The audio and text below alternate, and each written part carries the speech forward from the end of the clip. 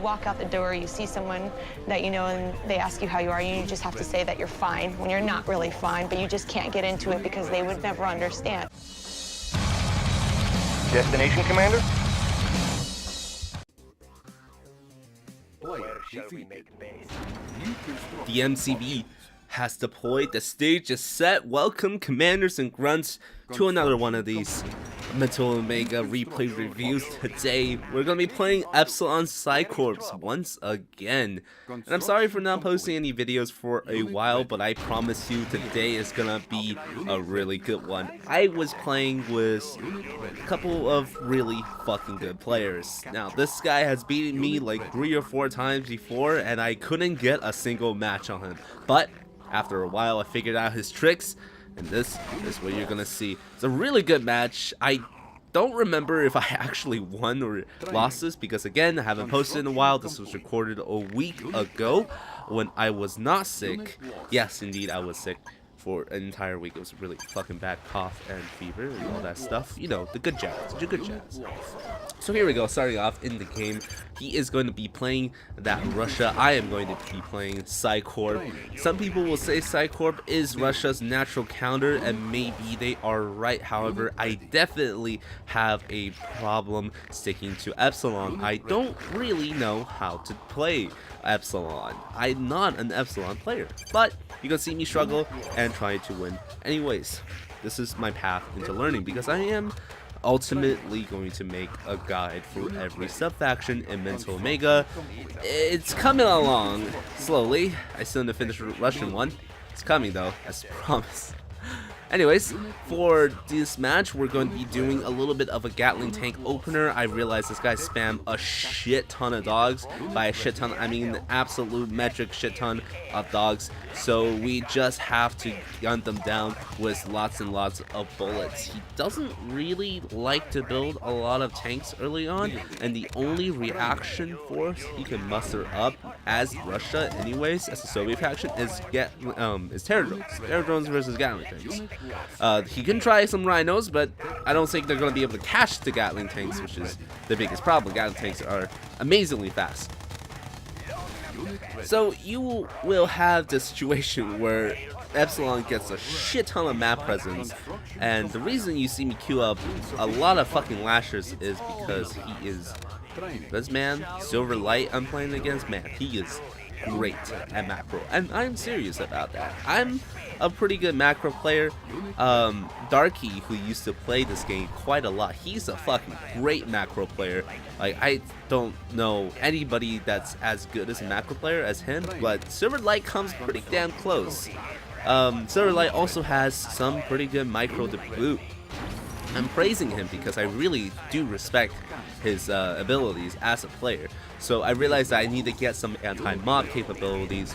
Another game that I played with him, he ran me down with so many pyros on the field, I just could not deal. So this time, I am building a couple of blow ticks to foil his plans. You can already see that he's got some pyros on the ready, meaning he's reached tier 2. I have to stop him from getting tier 3. Look at that big Russian blob. Oh man, oh man. I realized my numbers weren't really enough here, so I kind of have to like sit back and build up a little bit more. He has pyros, and that means whatever infantry I have will not be sufficient. So here we go, a couple of that. I think in a tier 2 engagement, Epsilon really do need brutes. Brutes are a very, very cost-effective option. There's not many units in the Soviet arsenal anyways that can deal with brutes too effectively without any losses. And as blow-ticks, hella underrated, but extremely useful at thinning out enemy infantry. So here we go, just playing a little bit of cat and mouse. I built another barracks in because I wanted some more brutes. I knew he had more units than me, but I could not take the chance of messing up this engagement because I knew that he was going to get tier 3 before me.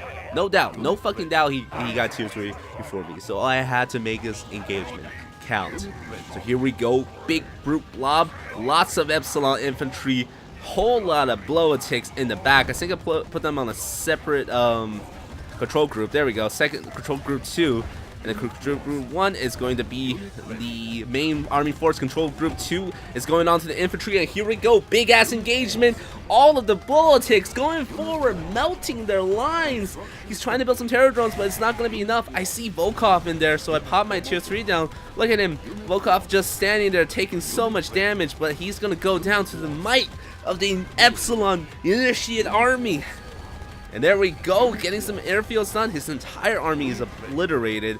And I'm going to go for somewhat of a kill here. Terror drones and a Chizukoi actually killing off a lot of my infantry. So I get his tier 2, and that's probably as much as I was going to get there. Fortunately, I had Libra. Yes, the spicy anime girl that we all know and love is here. And I did realize he was building a lot of terror drones, so I do need some sort of Magnetrons to protect Libra. I think in the previous game or two, I lost Libra to terror drones. She's actually quite vulnerable to terror drones compared to some other heroes. By herself anyways, because she has a slow firing range, but a lot of range. This is why she has the clone's support ability to help her out on that. I think Libra is actually honestly one of the weaker heroes in the game, besides from the fact that she can be covered quite easily by her clones, but that comes a little bit later. I think Libra is a good hero, no doubt, no doubt, right? Like, she's an excellent hero. She has good damage, good range, pretty nice special ability if you can use that on miners. But I do think that it is quite difficult to use Libra as good as some other heroes such as Volkov and Chizukoi, for example. So here we go, Magnetrons on the front lines, stopping that entire army. He only has Desolators and Tesla Cruisers and a little bit of a Volkov.